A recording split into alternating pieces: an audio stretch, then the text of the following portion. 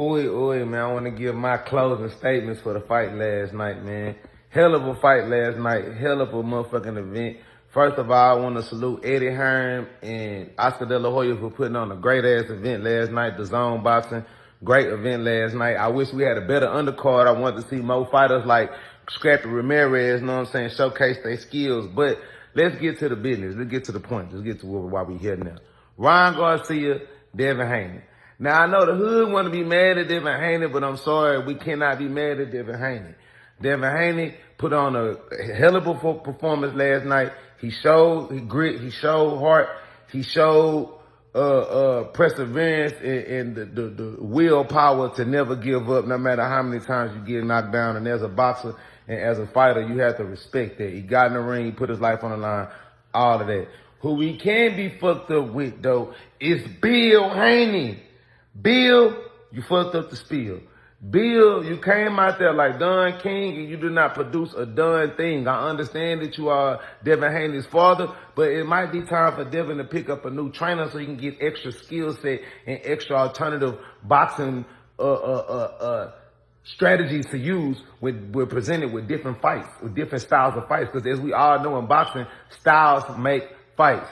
And you just sent Devin Haney up in a professional championship boxing match at 140, where he still ain't comfortable that weight, fighting amateur boxing style for points, while Ron Garcia came up here drunk full of tequila and ready to have a fucking bar fight. He didn't come here for no boxing match. He came for a brawl. He came here to whoop ass. He came to throw punches. He didn't come to score, to get the better scores on the scoreboard and get more points and fight strategically. He came to win. And that, I feel, is the problem with Ryan Garcia, with Devin Haney last night, was that he was not letting go of his hands and he was depending too much on IQ instead of raw aggression and response of this nigga is trying to whoop my ass.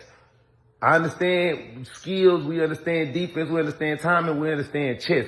But at a certain point during that fight, after the first and second knockdown, there is no more chess. There's no more chess. He's winning. He made the better moves. Some of your best pieces have been taken off the board. Chess is over with. Soon as David Haney went back to that corner, you supposed to tell your son, hey man, take the motherfucking gloves off. It's time to kick ass. We putting out all the motherfucking stops, throw all the punches, unleash the whole arsenal. Where was the Devin Haney we seen against Santiago? Where was the Devin Haney overhead that we seen against Moran? That's all we needed. All Devin Haney had to do was unleash the overhand that he threw against Moran a couple of times. Work the jab. We talking about Devin Haney, somebody who had one of the best jabs in the business. Arguably the best jab in boxing. Next to Jerome Bruce Ennis, my little nigga Raymond Ford, and fucking Crawford. We talking about somebody who got probably the best jabs that was not being utilized. His punches was not being utilized last night because I feel that the game plan that they had was to just duck the left hand.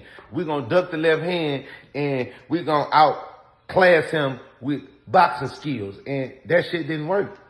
Because why? Ryan Garcia is a faster fighter. He's a stronger fighter, but he's not the same fighter with the less IQ and the less defense, the lack of defense that he used to have. Derek James has changed that. He's not the same Ryan Garcia. His hands is lifted up more.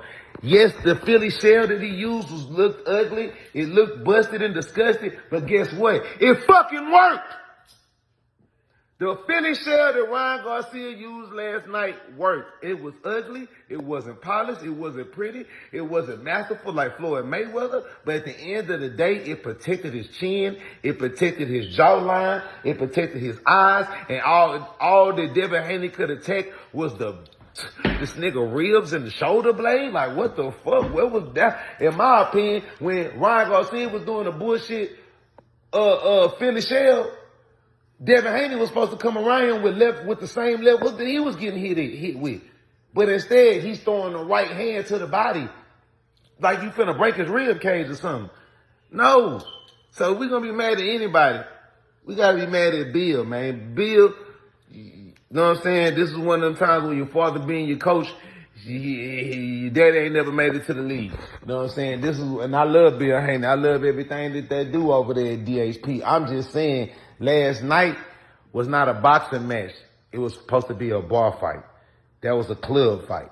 You know what I'm saying? And if you never fought in the streets, you never fought in the club, then you won't understand what I'm trying to say.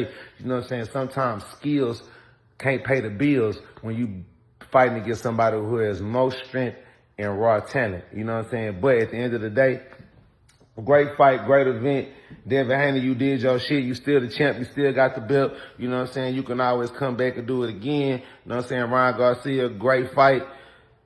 Great redemption for yourself. Way to change your skill set, learn, pick up defense. You picked up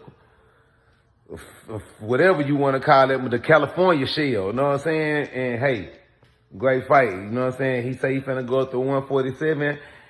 It's gonna get a little real up there, but you proved yourself last night, man. Great fight. You know what I'm talking about? Thank God I saved my money. I ain't bet on the fight last night, but I just had to speak on it. You know what I'm talking about? Ooh, I guess it's still the Mayweather era.